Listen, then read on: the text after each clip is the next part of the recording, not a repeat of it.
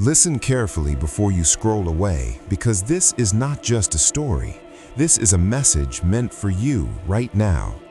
Imagine if Jesus Christ was standing in front of you today, not in a painting, not in history, not in a book, but right here, looking into your eyes, holding a microphone and speaking directly to your heart.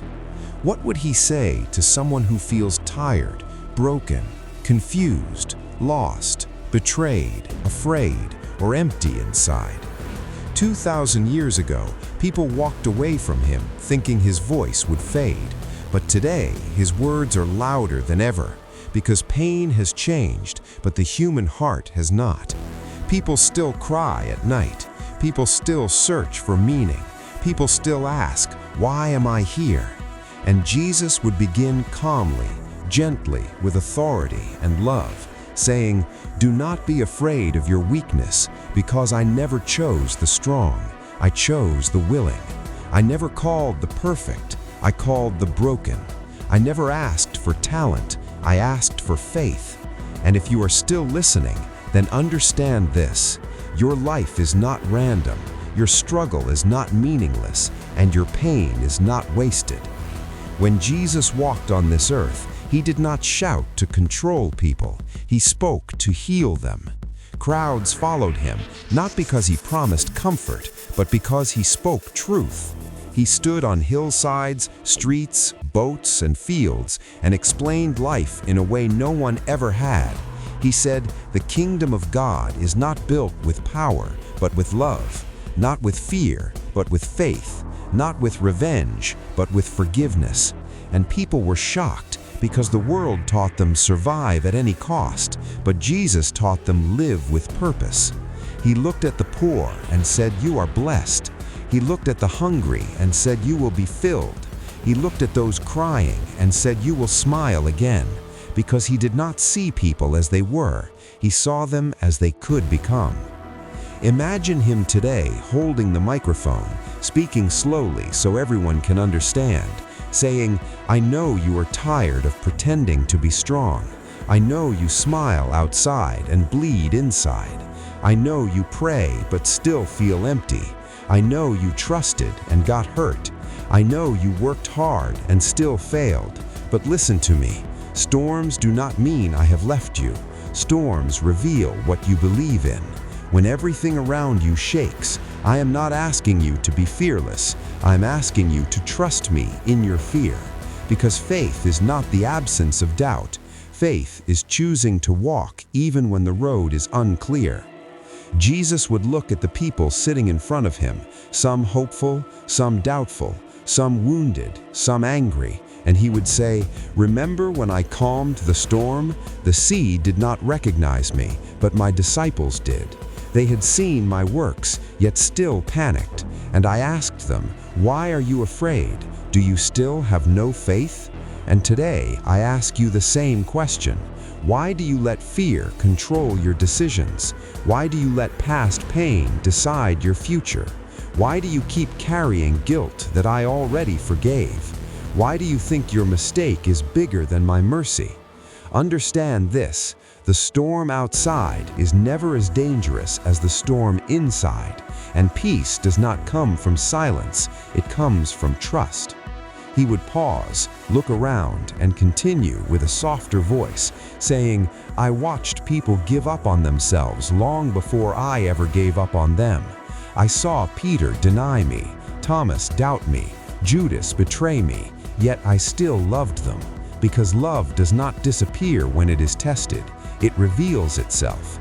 And if I can forgive those who hurt me while I was bleeding, then I can heal you while you are still broken. You think you are unworthy, but I see a future. You think you are weak, but I see strength being formed. You think you are forgotten, but I have called you by name." Jesus would explain life in simple words, saying, "A seed must be buried before it grows, and pain is often the soil of purpose. You want success without struggle, growth without discomfort, light without darkness, but nothing alive grows without pressure. If you are being stretched, it is because something greater is coming. If you are being tested, it is because you are being trusted.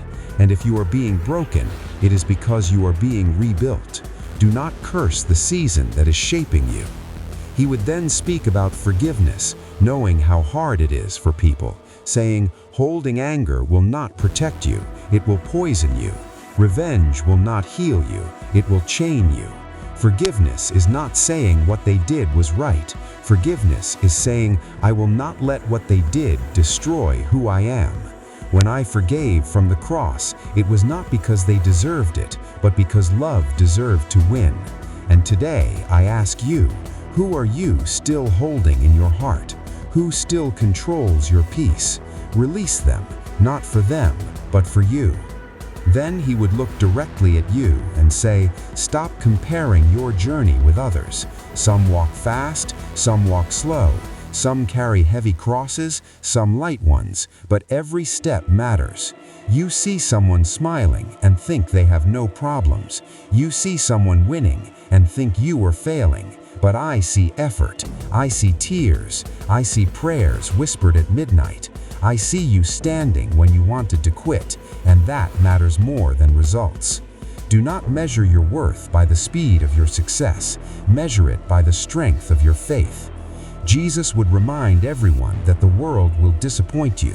People will change, promises will break, plans will fail, but my word will never return empty.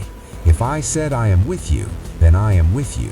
In your job, in your sickness, in your loneliness, in your confusion, in your waiting. And when doors close, it is not rejection, it is redirection. When things fall apart, it is not punishment, it is preparation. And when you feel silent, heaven is not quiet, it is working. He would speak about purpose, saying, you were not created just to survive, pay bills, and die.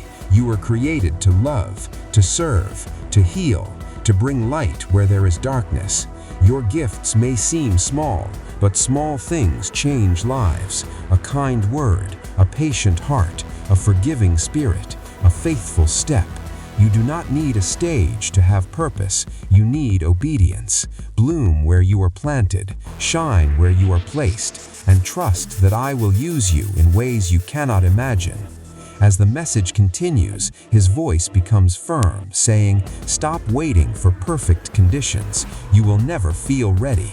Faith is not a feeling, it is a decision. Walk even when you are afraid. Speak even when your voice shakes. Believe even when evidence is missing. Because miracles do not follow comfort, they follow courage. I did not walk on water to impress people. I walked to show what is possible when fear is replaced by faith. And you too are called to step out of the boat. He would address those who feel guilty, saying, you think your past disqualifies you, but it qualifies you to understand grace. Your scars are not shameful. They are proof that you survived what was meant to destroy you. I do not erase your past. I redeem it. I turn wounds into wisdom, pain into purpose, and failure into testimony. Do not hide your story. Someone else needs it to survive. Then he would slow down and say, this world will try to harden your heart. Protect it, but do not close it. Love even when it hurts. Hope even when it disappoints. Believe even when it costs you everything. Because love is the language of heaven, and faith is the bridge that connects you to it. And remember, I did not promise easy days. I promised meaningful ones. As he reaches the end, he would say, lift your head. The cross was heavy, but it was not the end. The tomb was dark, but it was not final. And your situation may look impossible, but resurrection always follows obedience. If you are still breathing, then your story is still being written. Get up again, try again, forgive again, believe again, pray again, because the same power that raised me from the grave is still alive today, and it lives to remind you that you are never alone, never forgotten, and never without hope.